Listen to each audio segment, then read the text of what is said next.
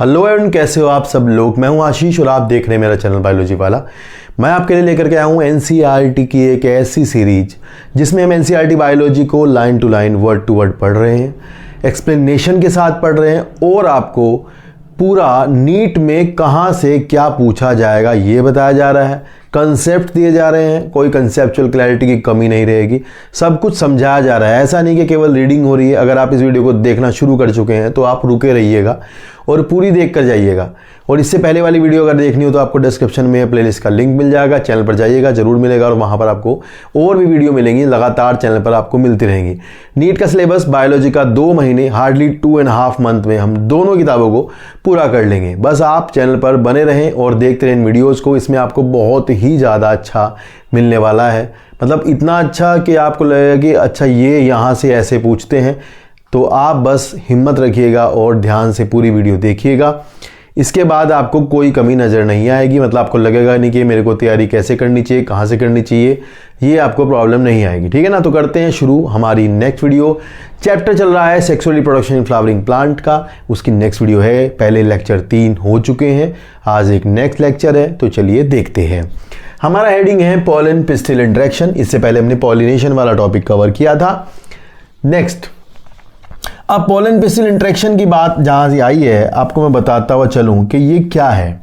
भाई जैसे ही मान लो अगर आपका पॉलन ग्रेन, मान लीजिए अगर आपका पॉलन ग्रेन उसी प्लांट का है, उसी स्पीसीज का है, तो वो कंपैटिबल है, तो वो जर्मिनेट करेगा। अगर सेल्फ इनकम्पैटिबिलिटी है तो उसी प्लांट वाला नहीं जर्मिनेट करेगा। ये फैसला कैसे होता है कि कौन सा पॉलन ग्रेन जर्मिनेट करेगा, कौन सा नहीं करेगा, क्योंकि हवा चल रही होगी तो दुनिया भर के और दूसरों के भी पॉलन ग्रेन आएंगे, है ना, किसी और का भी आके गिरेगा। तो ये जरूर देखने वाली बात है कि भाई किसका पॉलन ग्रेन आकर के जर्मिनेट करेगा और इसके बीच में कैसी क्या ताल्लुकात होते हैं, प्लांट कैसे इस बात को पहचानते हैं कि कौन सा हमारा है पॉलन ग्रेन या फिर किसी का और का है। तो इसमें मेन बात इस पैराग्राफ में आपको जो मिलेगी वो ये है कि केमिकल कंपोनेंट्स होते हैं जो कि पिस्टिल के भी और जो कि पॉलन ग्रेन की सरफेस के होते हैं, वो ये रिकॉग्नाइज करते हैं। एक्चुअल में प्रोटीन्स होती हैं, जो ये सरफेस प्रोटीन्स होती हैं, वो ये पहचानती हैं कि ये हमारा पॉलन ग्रेन है और उसको फर्दर जर्मिनेट करने देती हैं। अगर नहीं जर्मिनेट करने देना होता तो मैं बता दूं आपको, स्टिग्मा के ऊपर यहाँ छोटी छोटी स्टिग्मेटिक पैपिला होती हैं। अगर आप एक स्टिग्मेटिक पैपिला को देखेंगे तो ये ऐसी है, मान लीजिए। इसके अंदर स्टिग्मेटिक पैपिला के अंदर यहाँ पर एक कैलोज नाम के कार्बोहाइड्रेट का कैलोज प्लग बन जाता है और callose plug further pollen tube की ग्रोथ को रोक देता है। ठीक है ना। तो फिर पॉलन जर्मिनेट नहीं करता। तो यहाँ किताब में देखें क्या लिखा है कि pollination does not guarantee the transfer of right type of pollen, compatible pollen of the same species as the stigma. Often pollen of the wrong type either from the other species or from the same plant if it is self incompatible, क्योंकि self incompatibility में आपको पता है उसका खुद का तो germinate नहीं करेगा ना, तो उसके लिए भी कह रहे हैं कि उसको कैसे रोकना है, रोकते हैं उसको भी ऐसे ही है। Also land on the stigma, the pistil has the ability, ये लाइन नीट में आएगी, ये लाइन स्टेटमेंट बन के नीट में आती है। The pistil has the ability to recognize the pollen whether it is of the right type or compatible or of the wrong type। ये स्टेटमेंट अगर लिखा हुआ आया तो नीट में आपको इसको सही करके आना है, करेक्ट स्टेटमेंट बता के आना है, करेक्ट है, ऐसा आएगा पेपर में। If it is of the right type, अगर right type है तो पिस्टिल इसको एक्सेप्ट करेगा and the pollen that promotes post pollination event that lead to the fertilization। If the pollen the wrong type, the pistil reject, फिर से आप पढ़ेंगे, आप पिस्टिल क्या करेगा, रिजेक्ट करेगा pollen by preventing pollen germination, pollen germination को रोका जाएगा, ये ध्यान रखेंगे। On the stigma or the pollen tube growth in the style, the ability of the pollen pistil to recognize the pollen followed its acceptance or rejection is the result of the continuous dialogue between the pollen and the pistil। भाई ये line फिर से NEET में आएगी, यहाँ से ये line लिखी हुई आएगी कि किसके बीच के संवाद है, ये किसके बीच की बातचीत है। तो आप बता दोगे कि भाई पॉलन पिस्टिल के बीच का आपसी संवाद है, कॉन्टिन्यूअस डायलॉग है, जिससे कि ये पता चलता है कि हमारा है किसी और का। This dialogue is mediated by chemical component. Chemical component अगर कोई पूछेगा तो बता देना कि प्रोटीन्स होती हैं, ये ध्यान रखना। Of the pollen in interacting with those of the pistil. It is only in recent years that botanists have been able to identify some of the pollen pistil component and the interaction leading to the recognition followed by the acceptance or rejection. ठीक है, ये तो कोई बात नहीं। आगे लिखा है, mentioned earlier, following compatible pollination, the pollen grain germinates on the stigma to produce a pollen tube through one of the jump pore. अगर 3 जंप पोर है तो उसमें से एक से मान लो जर्मिनेट कर गया, and the content of the pollen grain move into the pollen tube. ये है यहां समझने की बात, समझे? देखो आगे देखो, ये आपका पॉलन यहां डिपॉजिट हुआ, पॉलन आकर के लैंड कर गया, ये इनको रोक दिया गया जर्मिनेट करने से, ये वाला जर्मिनेट कर रहा है। अब जर्मिनेशन पे होगा क्या, ये समझो। होगा ये है कि आपको बताएं, ये आपका मान लीजिए पॉलन ग्रेन है और ये जो पॉलन ट्यूब है आपको पता है एग्जाइन जो होती है, एग्जाइन का ये एक्सटेंशन है, यानी एग्जाइन एक्सटेंड कर रही है, एग्जाइन डिफरेंशिएट हो रही है। डिफरेंशिएशन इसमें इस कार्य में बोरोन, मोस्ट इंपॉर्टेंट सवाल आएगा यहां से, बोरोन इसमें मदद करता है, पोलन जर्मिनेशन में मदद करता है। और इन्होंने लिखा है कि content of the pollen grain move into the pollen tube. अब कंटेंट में अगर जनरेटिव सेल होती, मान लो ये पोलन ग्रेन 2 सेल्ड होता, तो जो जनरेटिव सेल है ना भाई वो यहां आ जाती, यहां, और जनरेटिव सेल यहां आकर के इसमें घुस के इसके अंदर आके डिवाइड करती और 2 मेल गैमेट बनाती, ऐसे।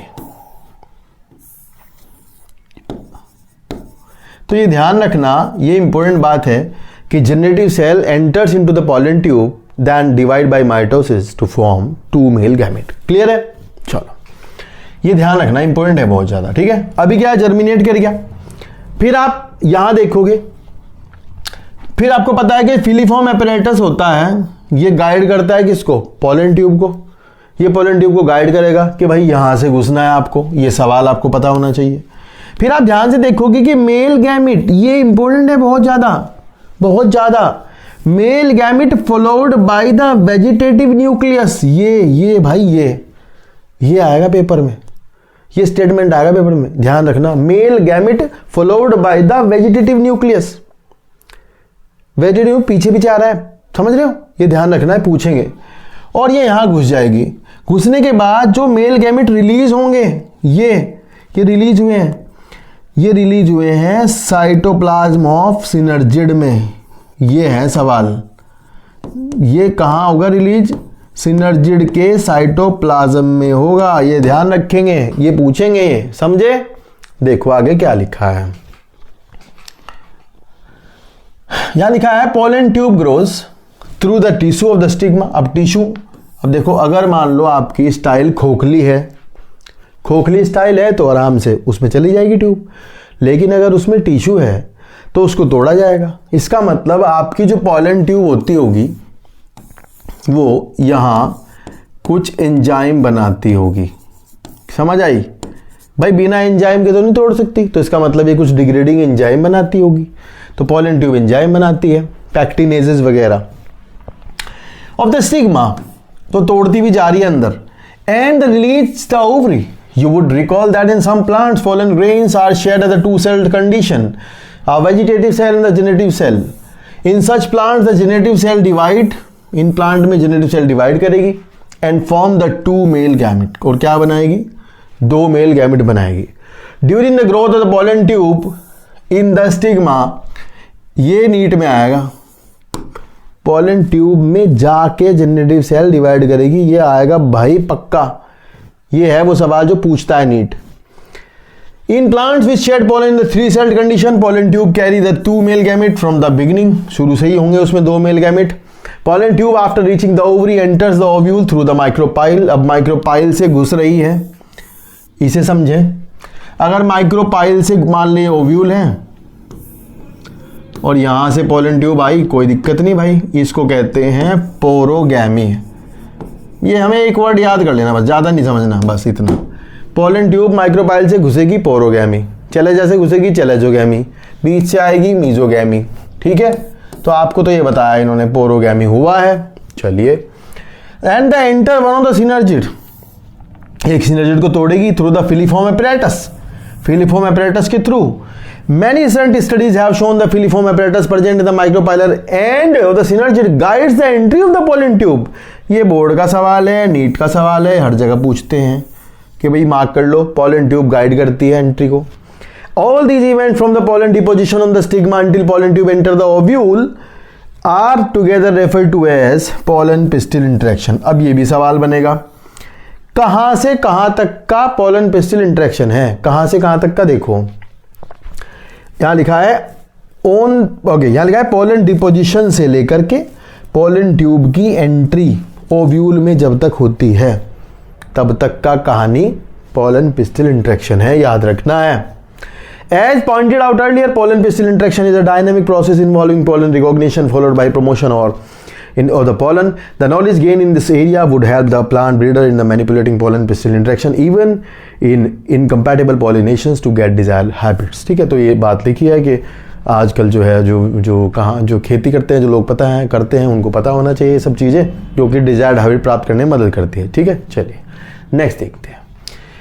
You can easily study pollen germination by dusting some pollen grain flowers such as pea, chickpea, crotalaria, balsam vinca और glass slide containing a drop of sugar। तो यहाँ से मेन बात यही जाननी है बस कि शुगर सॉल्यूशन में pollen germination का आपको 12th क्लास के जो प्रैक्टिकल्स है वहाँ पे पहला प्रैक्टिकल है शायद इसका, ये pollen germination कराते हैं, तो उसमें आपको बोरोन जरूर डालना है। बस मैं जो बता रहा हूँ सवाल वही है, बोरोन डालना है, पक्का सवाल बोरोन का आएगा, अगर आएगा तो, वरना तो शुगर का ही पूछेंगे कितने % का सॉल्यूशन बनाना है, बता देना 10% का, खत्म। आफ्टर 15 से 30 मिनट के बाद ये भी ध्यान कर लेना, ये ऐसे ऐसे कचरे वाले सवाल बहुत पूछते हैं। 10 मिनट लिख देंगे यहाँ, सॉरी यहाँ लिख देंगे 10 मिनट, 5 मिनट ऐसा कुछ लिख देंगे, तो ध्यान रखना 15 से 30 minute. Observe the slide under the low power lens the microscope, you are likely to see pollen tube coming out the pollen grain. आप देख लोगे कि पोलन जर्मिनेट हो रहे हैं। चलिए, as you shall learn in the chapter on the plant breeding, chapter 9, a breeder is interested in crossing different species of genera combine desirable characters to produce commercially superior varieties, that means artificial hybridization। ये देखो जी, Mendel ने भी यही किया था। Mendel ने क्या किया था?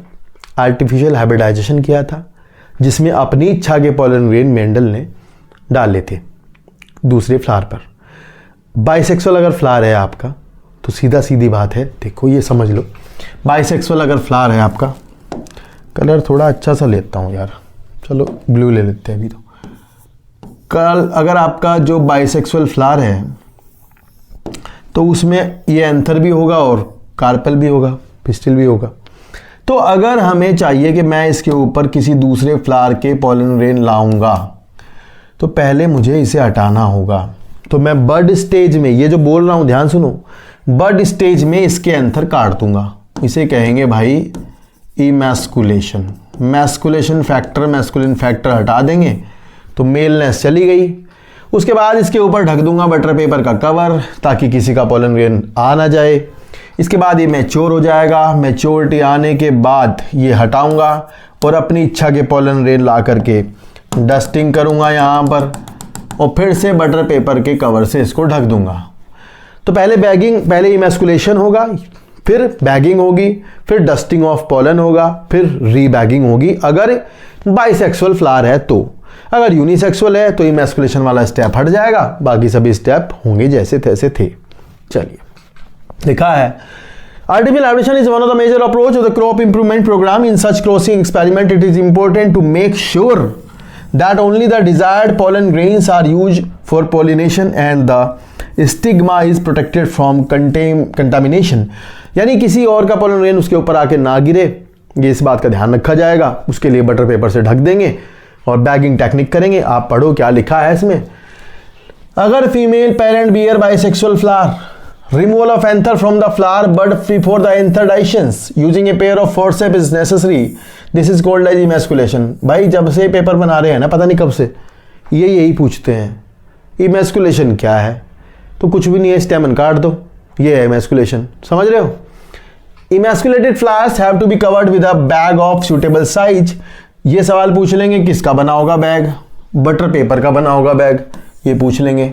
To prevent contamination of its stigma and unwanted pollen, and this process is called the bagging.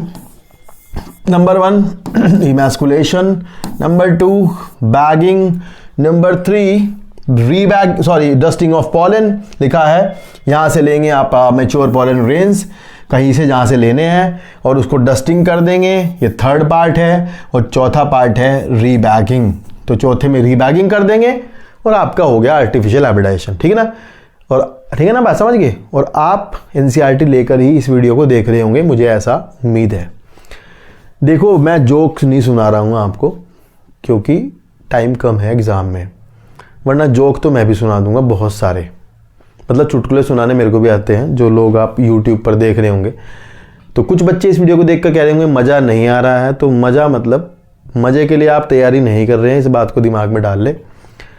मज़ा जब आएगा तो फिर सिलेक्शन के बाद आएगा। अब आपको मज़ा तभी आएगा जब आपका सिलेक्शन होगा, इसके अलावा आपको मज़ा नहीं आएगा। समझ रहे हो ना बात। तो जोक मारना और हंसी दिलाना, हंसी खुशी मजाक, ये सब क्लासरूम प्रोग्राम का कार्य है। वहाँ 1 साल तक यह काम चलता रहता है, उसके बाद भी बच्चे सफ़ा चट रहते हैं, कुछ पता नहीं चलता, चुटकुले सुन के आ जाते हैं, सिंपल, ठीक है ना। तो आप ध्यान रखें, आपके लिए काम हो रहा है एंड इट्स वेरी टफ, समझ रहे हो। ये बहुत टफ काम होता है कि किसी को बिना किसी उम्मीद रखे पढ़ाना। तो मैं बिना किसी उम्मीद के आपको पढ़ा रहा हूं, तो आप ध्यान से पढ़े अगर ये वीडियो देख रहे हैं तो, समझ रहे हो। चलिए, तो लिखा है कि and the fruits allowed to develop, उसके बाद फ्रूट बनेंगे। यहां नीचे लिखा है कि female parent produce unisexual flower, female parent unisexual flower बनाएंगे। और सॉरी यूनिसेक्सुअल है, अगर मान लो यूनिसेक्सुअल है तो उसमें तो आपको इमैस्कुलेशन की आवश्यकता नहीं होगी, इस बात का ध्यान रखेंगे क्योंकि वो तो पहले से ही नहीं रखता है। The female flower are bag before the flower open, इस बात को ध्यान रखेंगे। फूल खिलने से पहले ही आप उसका स्टिग्मा ढक देंगे, बाद में ढकते रहे कभी, तब तक पोलिनेशन हो जाए, तो इस बात का ध्यान रखना होगा। When the stigma become receptive, pollination is carried out using the desired pollen and flower rebagged, तो वो तो वही करेंगे जो पहले किया था, ठीक है। चलो नेक्स्ट है the most important topic, that is double fertilisation. भाई इसके बारे में 2 बातें ध्यान से सुन लो। एक तो मैं वैसे ही बता रहा हूँ, ये पूछेंगे नहीं, मैं बता रहा हूँ बस, पूछते हैं नहीं इसमें से भी, पर ये ध्यान रखना कि ये नवाशीन नाम के एक महान व्यक्ति थे, उन्होंने दिया था। और ये किस में दिया था इन्होंने, लिलियम एंड फ्रीटिलेरिया, इस प्लांट में इन्होंने बताया था। और ये केवल एंजियोस्पर्म में ही देखा जाता है, ध्यान रखना, क्योंकि जिम्नोस्पर्म में फर्टिलाइजेशन से पहले ही एंडोस्पर्मिक टिश्यू बन जाता है and that is female gametophyte, उसी को ही वहाँ एंडोस्पर्म कहते हैं जिम्नोस्पर्म में।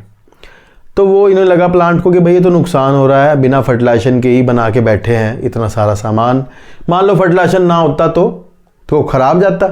तो एंजियोस्पर्म ने कहा कि लाओ हम ऐसी तकनीक बना देंगे कि भाई फर्टिलाइजेशन अगर होगा तभी एंडोस्पर्म बनेगा, अदरवाइज नहीं बनेगा। तो ये ध्यान से समझेंगे डबल फर्टिलाइजेशन क्या है, बहुत साधारण बात है। देखो भाई आपका 2 मेल गैमिट थे, आपको पता है, तो उसमें से 1 मेल गैमिट प्लस एग, ये भी हैप्लॉइड है, ये भी हैप्लॉइड है, इसे कहेंगे सिनगैमी, और ये बनाएगा जाइगोट जो कि डिप्लॉइड है, ठीक है। दूसरा एक और मेल गैमिट है। अब आपको एक बात बता दूं मैं छोटी छोटी, भाई जो दूसरा मेल गैमिट है ना वो जुड़ेगा पोलर न्यूक्लियाई से, ठीक है। पर एनसीईआरटी कह रही है 2 पोलर न्यूक्लियाई के साथ फ्यूज होगा, पर ये ध्यान रखना है पोलर न्यूक्लियाई जो है ना वो पहले ही फ्यूज कर जाते हैं फर्टिलाइजेशन से जस्ट पहले, और वो सेकेंडरी न्यूक्लियस बना लेते हैं। तो ये नहीं दिया है किताब में, कोई बात नहीं, पर आप समझ लो, आप चाहे वो समझ लो, एक ही बात है, मतलब चाहे पोलर न्यूक्लियाई को अलग कर लो और चाहे ऐसे समझ लो कि भाई सेकेंडरी न्यूक्लियस जो है वो 2 न्यूक्लियस फ्यूज हो चुके हैं जो पोलर न्यूक्लियाई थे उनसे बनाया ये। तो n और n प्लस n ये था 2n मतलब, तो ये हो गया आपका 3n condition and the structure is primary endospermic या एंडोस्पर्म न्यूक्लियस। इसको कहते हैं ट्रिपल फ्यूजन। क्या कहते हैं? Triple fusion. तो सिनगैमी और ट्रिपल फ्यूजन दोनों को मिला के कहते हैं डबल फर्टिलाइजेशन। समझ आया? जो पेन है वो आपका सेंट्रल सेल में रहेगा, यहाँ एम्ब्रियो सैक की, और फिर सेंट्रल सेल बाद में आपकी जो सेंट्रल सेल है ये बन जाएगी प्राइमरी एंडोस्पर्मिक सेल। ये ध्यान रखेंगे, मतलब जो सेंट्रल सेल थी वो क्या बन जाएगी? Primary endospermic cell. और इधर बन जाएगा आपका माइक्रोपाइलर एंड पे जाइगोट, और जाइगोट से बनेगा आपका एम्ब्रियो, और इससे बनेगी एंडोस्पर्म। ठीक है, चलिए पढ़ते हैं। लिखा है after entering one of the synergid the pollen tube release the two male gamete into the cytoplasm of the synergid. ये पहली सवाल है, ये है सवाल ऐसे वाले कि कहाँ रिलीज करती है वो उसको? वो रिलीज करती है उसको साइटोप्लाज्म ऑफ सिनर्जिड में, सिनर्जिड के साइटोप्लाज्म में छोड़ेगी मेल गैमेट को। One of the male gamete move towards the egg cell and fuse with the nucleus, thus completing the syngamy. This result in the formation of diploid zygote, and the other male gamete move towards the two polar nuclei, जिन्हें मैंने कहा है कि ये secondary nucleus बना चुके हैं, उनसे फ्यूज करेगा, located in the central cell and fuse with them to produce a triploid primary endosperm nucleus. pan triploid होता है, ध्यान रखेंगे। As this involve the fusion of the three haploid nuclei, इसलिए इसको कहते हैं triple fusion. Since two type of fusion, syngamy and triple fusion, takes place in an embryo sac, the phenomenon is termed as double fertilization। और ये line NEET में आएगी, unique event in angiosperm. Flowering plant का भाई ये unique event है, ये इधर उधर औरों में नहीं मिलता, ये ध्यान रखना। ये केवल कहाँ मिलेगा? एंजियोस्पर्म में मिलेगा, इस बात को समझ लो। The central cell after the triple fusion becomes the primary endospermic cell and develops into the endosperm, while the zygote develop into embryo। zygote embryo बना देगा और हो गया डबल फर्टिलाइजेशन। ठीक है ना? चलिए नेक्स्ट देखते हैं। समझ आया ना आपको? तो ये थोड़ा सा इंपॉर्टेंट है, ये सारी बातें ध्यान रखना। जो मैंने बोलती ये वाला इंपॉर्टेंट लाइन होती है, बहुत ज़्यादा किससे फ्यूज होता है ये पता होना चाहिए, ट्रिपल फ्यूजन क्या होता है ये पता होना चाहिए, सिनगैमी क्या है पता होना चाहिए। ठीक है, चलो नेक्स्ट स्टार्टिंग है post fertilisation structure and event. तो फर्टिलाइजेशन के बाद भाई क्या होता है, फर्टिलाइजेशन के बाद क्या होगा ये समझना है आपको। देखो, फॉलोइंग डबल फर्टिलाइजेशन इवेंट और endosperm and embryo development maturation of ovule into seed and ovary into fruit. तो ध्यान रखना, ओव्यूल सीड बनेगा और ओवरी फ्रूट बनेगी। ध्यान रखना, ओवरी एंजियोस्पर्म में चाहे आपको दिख रही हो चाहे ना दिख रही हो, मतलब जैसे आप भुट्टे का जो दाना है, भुट्टे का जो सीड जिसको आप कहते हो, that is not a seed, it's a fruit actually. Caryopsis fruit है वो भी, मतलब सीड जहाँ है ना एंजियोस्पर्म में, that is covered by the ovary wall, तो वो फ्रूट ही हुआ एक्चुअली। ये ध्यान रखना दिमाग में। And are collectively termed as post fertilisation event. पहला है एंडोस्पर्म का डेवलपमेंट, ये फोटो आप ध्यान से देखो। जो आपका पेन है और जो सेल है आपकी PEC, primary endospermic cell, PEN में फ्री न्यूक्लियर डिवीजन शुरू हो जाते हैं। फ्री न्यूक्लियर डिवीजन का मतलब है कि न्यूक्लियस लगातार डिवाइड करता रहता है, केवल कैरियोकाइनेसिस होती रहती है। और उसके बाद ये पेन आपके जो न्यूक्लियस है वो ऐसे पेरिफेरी पर आकर अरेंज हो जाते हैं ऐसे। ये इधर दिखा रखा है, एम्ब्रियो का डेवलपमेंट चल रहा है। फिर आप देखो यहाँ पर इतने सारे न्यूक्लियस हो गए, तो ये आपकी कहलाती है free nuclear endosperm. Free nuclear endosperm बनेगी। तो जैसे एग्जांपल एनसीईआरटी ने दिया है कि कोकोनट का जो कोकोनट मिल्क जिसे आप कहते हो, that is nothing but a free nuclear endosperm. वो कुछ और नहीं है, बस एक फ्री न्यूक्लियर एंडोस्पर्म है। ये आप ध्यान रखेंगे कोकोनट मिल्क को। और फिर बाद में आप देखो ये सेलुलर हो रही है, यहाँ पर सेल वॉल आ रही है ना ये, तो जब ये सेलुलर हो जाती है तो इसको कहेंगे सेल्यूलर एंडोस्पर्म। तो मोस्ट कॉमन जो है वो न्यूक्लियर होती है, इस बात को ध्यान रखें। जो कोकोनट में जो व्हाइट पार्ट देखते हो that is the cellular endosperm. ठीक है, जो सेल्यूलर है। कई बार सेल्यूलर शुरू से ही सेल्यूलर बनती है, फिर न्यूक्लियर बनती ही नहीं है। और एक और टाइप होता है हेलोबियल टाइप, और ऐसे तो अलग अलग टाइप की होती है, मोज़ेक पैटर्न की होती है मेज़ में, है ना, अलग अलग जगह पर अलग अलग होती है, रेटिकुलेट, मोज़ेक, इस तरह से। तो वो यहाँ दी नहीं गई है, ध्यान रखना, केवल आपको फ्री न्यूक्लियर पढ़ाई है वही जानेंगे, उसमें भी गलती ना करे, कम से कम इतना तो एहसान करे पेपर वालों पर, उसमें गलती ना करे, आसान है बहुत। देखो तो ये डेवलपमेंट है एंडोस्पर्म का। पहले जाइगोट से एम्ब्रियो बनने से पहले एंडोस्पर्म बनना शुरू हो जाता है, क्योंकि भाई न्यूट्रिटिव टिश्यू है, तो ये इंश्योर करेगा कि जाइगोट डेवलप करेगा ही, ये ध्यान रखें। And endosperm development precedes embryo development, ये लाइन नीट में आएगी लिखी हुई स्टेटमेंट बन के। Why the primary endosperm cell divide repeatedly and form a triploid endospermic tissue. The cell of the tissue are filled with the reserve food materials, खाना रखेगी है एम्ब्रियो के लिए, and are use for the nutrition of the developing embryo in the most common type. ये NEET में आएगा यहां से, ये मार्क, जब मैं बोलूँ ये आएगा तो मार्क कर लिया करो पक्का, यही आएगा बस। मोस्ट कॉमन टाइप कौन सा है, यही है। कौन सा, पैन लगातार फ्री न्यूक्लियर डिवीजन करेगा और एक बहुत सारे फ्री न्यूक्लियर बना देगा, इसी कहते हैं फ्री न्यूक्लियर एंडोस्पर्म, ये ध्यान रखें। And subsequently cell wall formation, अगर उसके बाद सब्सिक्वेंट में सेल वॉल बनेगी, अगर द एंडोस्पर्म में बिकम सेल्यूलर, उसके बाद वो सेल्यूलर हो जाएगी। The number of free nuclei formed before cellularization varies greatly. The coconut water, ये लाइन बहुत पूछते हैं, कोकोनट वाटर क्या है? Coconut water free nuclear endosperm है, जबकि जो कर्नल है वो क्या है आपका, वो सेल्यूलर एंडोस्पर्म है, ये है। ठीक है, तो यहाँ से एक छोटा सा सवाल बना सकते हैं, मुझे तो लगता नहीं बनाएंगे, मतलब बच्चों वाले क्वेश्चंस हैं अभी कोई क्वेश्चन है क्या? लेकिन फिर भी आप लोग करते नहीं हो, गलती करते हो छोटे छोटे सवालों में भी, इनमें कोई गलती नहीं करता भाई। अगर आप ये गलत करोगे तो आप कंपटीशन से बाहर हो, मतलब ऐसी चीज़ें नहीं करनी होती। और आप ये सोचो कि छोटी सी एनसीईआरटी है, इतना बड़ा पेपर है, डॉक्टर बन जाओगे, मतलब इस तरह से किताब से पूछा जा रहा है जिसमें कि डिफाइंड सिलेबस है, पहले से पता है कि ये आएगा, और क्या चाहिए मतलब तुम्हें बताओ। छोटी सी किताब है, थोड़ा सा सिलेबस है, 2 किताबें हैं, अप्रोक्सीमेट 600 पेज भी नहीं है, उसमें भी आधे पे लिखा है, तब भी नहीं होता।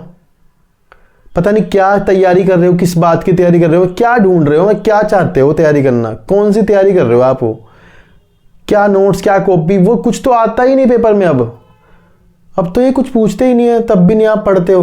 तो छोटी सी किताब है भाई, कर लो भाई, है ना, 4 महीने रह गए, हो जाएगा। एनसीईआरटी तो पढ़नी है, सिंपल है यार, इससे बड़ा एग्जाम, इससे छोटा एग्जाम, मतलब ये कुछ नहीं है यार, कुछ एग्जाम ही नहीं है ये, समझ रहे ना आप। तो आप बस लगातार एक किताब पढ़ें और दे दे और फाड़ दे, चीर दे, ठीक है। चलिए नेक्स्ट लिखा है, एंडोस्पर्म में आइदर बी कंप्लीटली कंज्यूम्ड। यहाँ समझने की बात है कि जब एम्ब्रियो, मान लो ये एंडोस्पर्म है और इधर से एम्ब्रियो बन रहा है, मान लो यहाँ से, ये आप समझोगे आगे, ये एम्ब्रियो बन रहा है यहाँ पे, ठीक है, और ये एम्ब्रियो ने पूरी एंडोस्पर्म को खा लिया, डेवलप करते करते निपटा दिया, तो फिर एंडोस्पर्म नहीं बचेगी, तो ये सीड हो जाएगा नॉन एंडोस्पर्मिक सीड। और अगर ये निपटा नहीं पाए भाई साहब, एम्ब्रियो खा नहीं पाए, तो फिर ये हो जाएगा सीड एंडोस्पर्मिक सीड। समझ आई? सिंपल है। देखो, डेवलप करते हुए एम्ब्रियो ने निपटा दी एंडोस्पर्म, तो नॉन एंडोस्पर्मिक, बची रहेगी तो एंडोस्पर्मिक। देखो, एंडोस्पर्म में either be completely consumed by the developing embryo, P groundnut beans before seed maturation, और इट में persist in the mature seed. तो ये देखो, ये P dicot, groundnut dicot, beans dicot, तो डाइकोट मोस्टली एंडोस्पर्म नहीं रखते हैं, पर castor is a dicot, castor is a dicot having oily endosperm. ये भी तगड़ा सवाल है, ऑयली एंडोस्पर्म रखता है कैस्टर। एंड कोकोनट में भी एंडोस्पर्म है, ये मोनोकोट है। चलो, and B use up during seed germination. तो जिन्होंने, ये ध्यान रखना, जिन्होंने एंडोस्पर्म बचा रखी है ना, अब वो उसे यूज कब करेंगे? जब वो सीड खेत में जाएगा, वहां एम्ब्रियो जर्मिनेट करेगा, तब उसको यूज करेगा, जर्मिनेशन में यूज करेगा, डेवलपमेंट में नहीं करी। Split open some seed of the castor, castor में एंडोस्पर्म मिलेगी, पी में नहीं मिलेगी, बीन्स में नहीं मिलेगी, ग्राउंडनट में नहीं मिलेगी। ये डाइकोट है, ये भी डाइकोट है, पर इसमें है। कोकोनट वाटर में मिलेगी। Look at the endosperm in each case, find whether the endosperm is persistent in cereals. Yes, wheat में मिलेगी, राइस में मिलेगी, मेज में मिलेगी, ठीक है। मोनोकोट्स हैविंग एंडोस्पर्म, ऑर्किड्स में नहीं होती, ये एक्सेप्शन है। ऑर्किड एक मोनोकोट है पर उसमें एंडोस्पर्म नहीं है, तो ये ध्यान रखेंगे, ठीक है ना। इस तरह के सवाल आपसे पूछे जाते हैं, समझ रहे हो। अब आप देखोगे next question, next is the development of embryo. चलिए शुरू करते हैं। देखो अब हेडिंग है आपका एम्ब्रियो।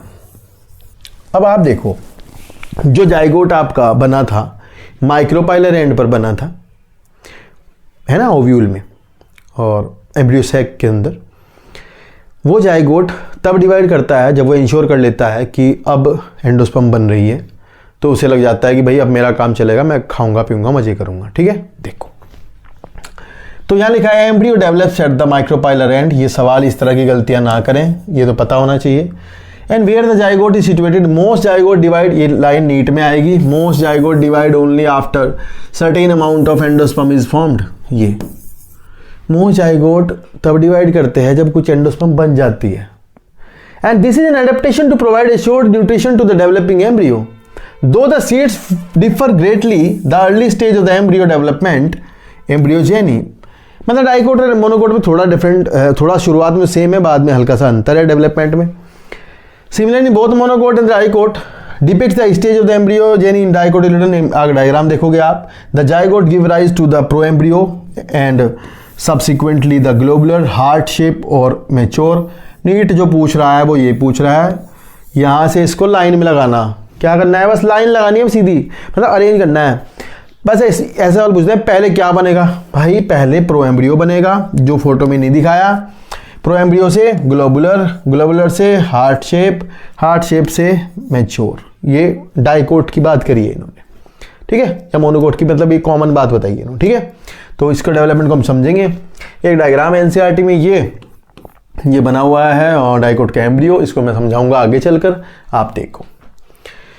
ये डायग्राम है आपका development of the dicot embryo. इसको आपको ध्यान से समझना है, बहुत ध्यान से अच्छे से समझना है, इसमें से क्वेश्चंस क्रिएट करेंगे। देखो भाई ये ध्यान रखेंगे, ये जाइगोट है सबसे पहली बात, तो इससे आगे जितने भी डिवीजन हो रहे हैं ये सब माइटोसिस हैं। कोई इस तरह की गलतियां ना करना, छोटी मोटी बच्चों वाली, माइटोसिस चल रही है। जो सस्पेंसर सेल है वो एक्चुअली उसका नाम होता है वो बेसल सेल कहलाती है, ये ध्यान रखेंगे। ये सेल एम्ब्रियो वाली कहलाती है एपिकल सेल। इसमें आप वो वाली पोजीशंस ध्यान ना लगाएं कि ये चलेजा की तरफ है या किस तरफ है, ये नहीं, आपको ध्यान रखना है कि एम्ब्रियोनिक सेल जो होती है वो एपिकल होती है और बेसल होती है सस्पेंसर बनाने वाली सेल। सस्पेंसर वाली सेल पहले सस्पेंसर बनाना शुरू करती है, देखो बेसल सेल डिवाइड करेगी एंड ये लंबी सी सस्पेंसर बनाना शुरू करेगी। इस सेल, इसकी जो लास्ट सेल है ये, इसे कहते हैं हिस्टोरियल सेल, इसका काम बताऊंगा अभी। और ये सस्पेंसर बन रही है। इधर जाइगोट वाली सेल है जो ये, सॉरी एम्ब्रियो वाली सेल है ये, इसने पहले 4 सेल एम्ब्रियो बनाया, फिर ये और डिवाइड करा 8 सेल एम्ब्रियो बनाया। इसमें बाहर की लेयर डिफ्रेंशिएट हुई और टिश्यू वाली लेयर डर्मेटोजन बनाई, और डर्मेटोजन फर्दर चल के इपिडर्मिस का फॉर्मेशन करती है। ये आपको हिस्टोजन थ्योरी जो है आपकी टिश्यू की, जो हिस्टोजन थ्योरी है वो उसमें बताया जाता है कि भाई डर्मेटोजन क्या बनाती है। और ये आपका, और देखो इसने फर्दर इपिडर्मिस का फॉर्मेशन कर दिया एक तरह से, and that is dermatogen also. उसके बाद वाली लेयर ने ग्राउंड मेरिस्टेम बनाएगी ये फर्दर चल के।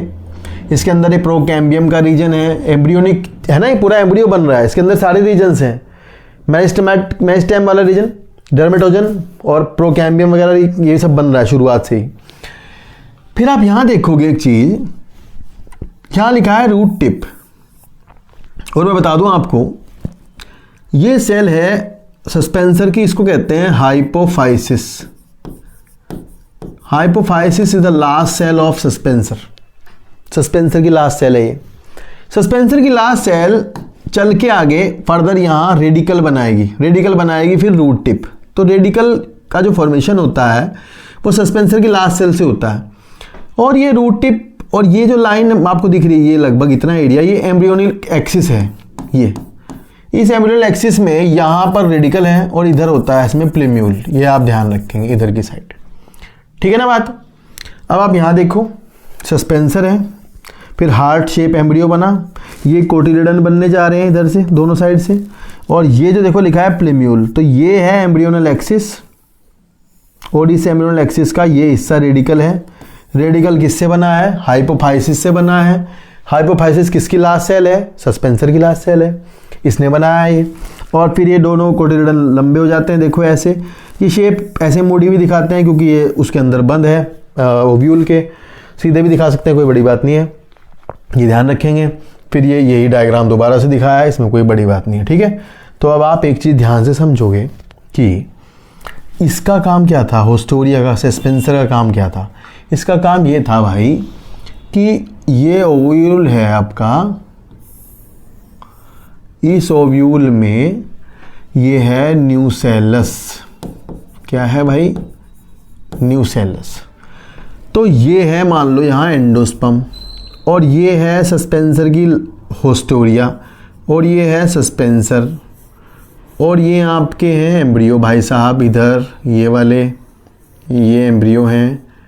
तो ये एंडोस्पर्म में कैसे घुसते? इसने घुसाया है ना सस्पेंसर ने, ये ध्यान रखेंगे आप। सस्पेंसर ने इसको इसमें घुसाया है, इधर एम्ब्रियो को एंडोस्पर्म में। और ये जो होस्टोरिया है ये यहाँ से न्यूसेलस को डेवलपमेंट के दौरान यूज करती है। होस्टोरिया न्यूसेलस को डेवलपमेंट के दौरान यूज करती है और एम्ब्रियो को प्रोवाइड कराती है।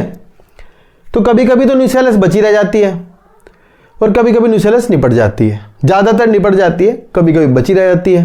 तो जब न्यूसेलस बची रह जाएगी, इसके बाद भी परसिस्टेंट हो जाएगी, तब इसे कहेंगे पेरिस्पर्म। क्या कहेंगे? Persistent nucellus is called as perisperm. समझ आई बात आपको? Persistent nucellus is called as perisperm, ठीक है। चलो देखो, यहां लिखा है typical dicotyledon embryo consist of an embryonal axis and two cotyledons. The portion of embryonal axis above the level of cotyledon is epicotyl. ये सवाल बनेगा भाई, समझ रहे हो? एपिकोटाइल, एपिकोटाइल देखो, मान लो ये above the level of cotyledon मतलब ये हिस्सा है, ये एम्ब्रियोनल एक्सिस है, ये वाला पार्ट एपिकोटाइल, और बिलो द कोटिलिडन ये पार्ट है hypocotyl. Epicotyl terminates into plumule, hypocotyl terminates into radical. ये ध्यान रखना भाई, ठीक है, ये सवाल बनेगा। देखो, विच टर्मिनेट्स इनटू प्लेम्यूल और stem tip and the cylindrical, ये वर्ड बहुत जरूरी वर्ड है। Cylindrical portion below the level of the cotyledon is called as hypocotyl and terminates into lower end of the radicle और root tip. The root tip is covered with the root cap. Root tip covered होती है root cap से, ये ध्यान रखना, important है। Embryos of monocotyledon possess only one cotyledon. Monocot के embryo में एक कोटिलिडन होता है, जैसे कि आप देख रहे हैं। ये सवाल, इसका सीधा सवाल यही आएगा, स्कूटेलम क्या है? स्कूटेलम कहते हैं single lateral cotyledon of monocot या grass family is called as scutellum. Single lateral cotyledon of grass family is called as scutellum, which transfer the food from the endosperm to the embryo. ये ध्यान रखना, इसका काम है ये food transfer करने का, यहाँ बताया नहीं है। तो लिखा है एट इस lower and the embryonal axis has the radical, नीचे लोअर पर रेडिकल होगा, उसके आगे रूट कैप है, उसके आगे कोलियोराइजा है। ये गलतियाँ ना हो, कोलियोराइजा रूट कैप के भी आगे है, और कोलियोप्टाइल लीफी जो फोलियर पार्ट है आपका यहाँ पर इसके आगे होता है। जो कोलियोप्टाइल है वो थोड़ा लीफी है, फोलियर है, और जो ये कोलियोराइजा है ये थोड़ा अनडिफरेंशिएटेड टिश्यू है, लिखा है देखो। Radicle and root cap enclose in an undifferentiated sheath, देखो तो अनडिफरेंशिएटेड शीथ है कोलियोराइजा, ये ध्यान रखना है आपको। The portion of the embryonal axis above the level of the attachment of the scutellum is epicotyl. देखो, स्कूटेलम के अटैचमेंट से ऊपर यहाँ ये जो पोर्शन है ये एपिकोटाइल है और नीचे हाइपोकोटाइल है, ठीक है। ओके, ये एक वर्ड हो रहा है एपिब्लास्ट। ये क्या है? ये रिड्यूस्ड कोटिलिडन है। क्या है? Reduced cotyledon. तो यहाँ जो पूरा नहीं बनता, दो नहीं बनते ना, तो ये रिड्यूस्ड वाला है। and the portion of the embryonal axis above the level of attachment of the scutellum is called as the epicotyle. Epicotyle has a shoot apex and a few leaf primordium and enclosed in a hollow foliar structure coleorhiza. तो coleoptile sorry, तो यहाँ ध्यान रखना बस आपको कि coleoptile में foliar आएगा, क्योंकि आप याद कर लेना foliar मतलब लीफी, लीफी मतलब शूट, शूट मतलब स्टेम, ऊपर लीफ होंगी, ये ध्यान कर लेना। फिर लिखा है नीचे soak a few seeds in water and say of wheat, maize, pea, chickpea, groundnut and overnight then split the seed and observe the various part of the embryo and seed। ठीक है, तो देख लेना ऐसा कह रहे हैं। देखो नेक्स्ट लिखा है सीड, तो ये सीड वाला पार्ट जो है हम नेक्स्ट वीडियो में कवर करेंगे। इस वीडियो की लंबाई काफ़ी हो गई है, तो नेक्स्ट वीडियो में चैप्टर आपका ख़त्म हो जाएगा। अगर आप यहाँ तक देख रहे हैं तो नेक्स्ट वीडियो आपको यहीं पर ही स्क्रीन पर कहीं ना कहीं दिखाई दे रही होगी, वहाँ से आपको मिल जाएगी। बस आपका काम है लगातार चैनल पर बने रहना और मेहनत करते रहना। इतना बड़ा एग्ज़ाम नहीं है, कोई बच्चा 3-4 महीने ढंग से पढ़ता है ना तो वो भी निकाल लेता है। बात है ढंग से पढ़ने की। सारा सिलेबस जो अब तक आपने कर लिया होगा, मतलब आपने करा ही होगा, 2 साल से कर रहे होंगे या जब से भी, तो वो कवर करना है, उसको आपको एक साथ लाना है। सोचो इतना सारा सिलेबस है, एक साथ करना है, याद भी करना है, line to line, word to word, तो डेटा जो है वो कम रखना है, कंसेप्चुअल क्लैरिटी ज़्यादा रखनी है, दिमाग में क्लैरिटी रखनी है, सामान कम रखना है। आप ज़्यादा डेटा मगअप करने की कोशिश मत करना, इधर उधर से डाल लो तो आप भूल जाओगे। क्लैरिटी के साथ कम डेटा ही याद होता है, तो इसीलिए आपको एनसीईआरटी को फॉलो करना है। भले ही आप केमिस्ट्री पढ़ रहे हो, भले ही बायोलॉजी पढ़ रहे हो, केमिस्ट्री से भी एनसीईआरटी से ही आती है, ध्यान रखना। मतलब तो फिजिक्स की तो आप पढ़ते नहीं हो, पर आता वो भी वहीं से ही है। तो आपको एग्ज़ाम क्रैक करना है, मैं फिर बताऊंगा, वैज्ञानिक नहीं बनना है, बहुत थोड़ा है, ध्यान से पढ़ने की ज़रूरत है। लाइन्स जैसे मैं पढ़ा रहा हूँ, वर्ड टू वर्ड, कहाँ क्या कैसे क्यों पूछते हैं, कहाँ से पूछेंगे। तो बस अगर आप मेरे से पढ़ रहे हो, मेरे चैनल पर हो, तो आप बने रहना, आपका काम बन जाएगा। मिलते हैं नेक्स्ट वीडियो में। थैंक यू सो मच पूरी देखने के लिए, बहुत बहुत धन्यवाद। Take care, bye bye.